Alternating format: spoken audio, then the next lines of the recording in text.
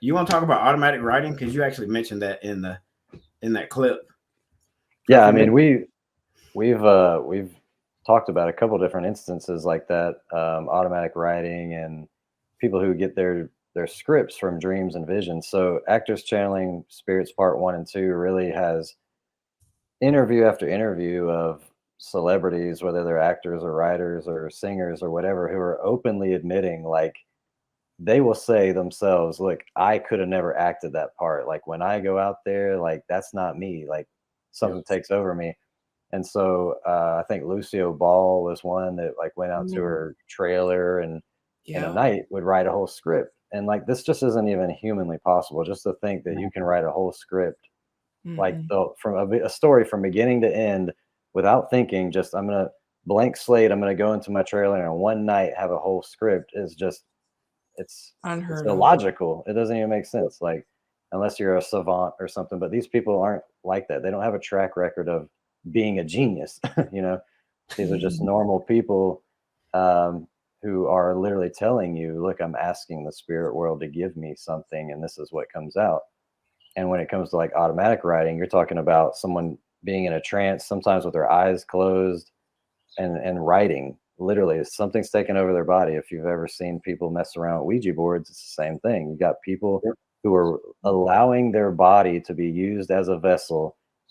When the skeptics will say, "Look, a Ouija board is just this board game by Milton Bradley." That may be true, but what you're telling the spirit world, you're sending a signal to the spirit world. I'm giving you permission to come into my home to use me because I have my hands on this device that is specifically created to channel spirits and demons. Yeah. And so, there's many of us sometimes have things in our home that we're not even aware of that are inviting demons in. And that could be Yep. some Buddha statue that you got at TJ Maxx or whatever. Do not bring these things in your home. Satanic records, movies, all these things. I've been saying this stuff for years now. And eventually I had like literally this past Thanksgiving Day, November time. Um, I was like, wait a minute, there's things in my camper that's in my driveway that I've forgotten all about.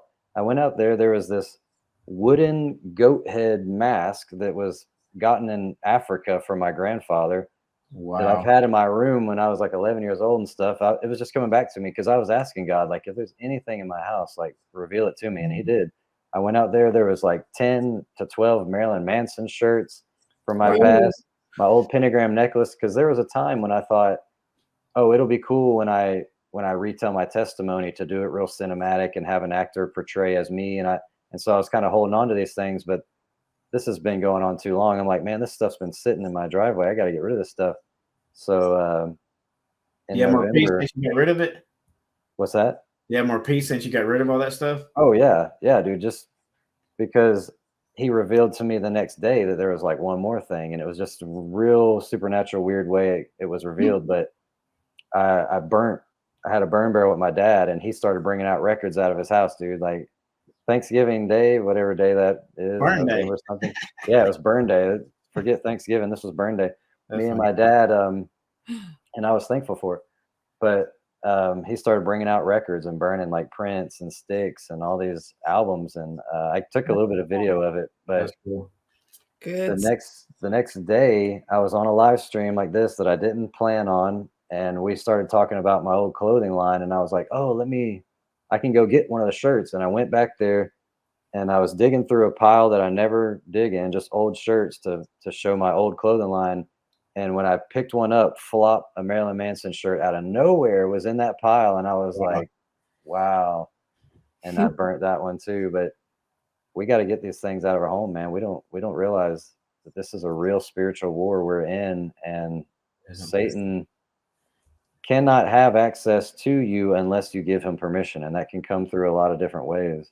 You got to open the door. This is a Yeah. great example of why we need to clean our spiritual houses out over Yes, time, not just once, but Mhm. continually over time. that's right. That's a great testimony. Thanks for sharing that, Mikey. Do you have something before I play the second clip? I do. I do. Hit it. I wanted to piggyback on what you're saying, Mikey.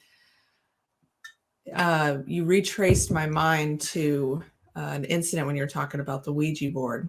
I Mm. had done that when I was like 13 with my cousins at the time. And we had something supernatural happen in the room that we were in, and we all freaked out. We ran up those stairs. We ran out into Was it with the Ouija board? it was. And so I know that the supernatural is very real, but Mhm. that whole thing, we asked some questions. We were asking, to, bring people back from the dead, stuff like that. And that whole thing, all of us took our hands off of it and it literally moved on us.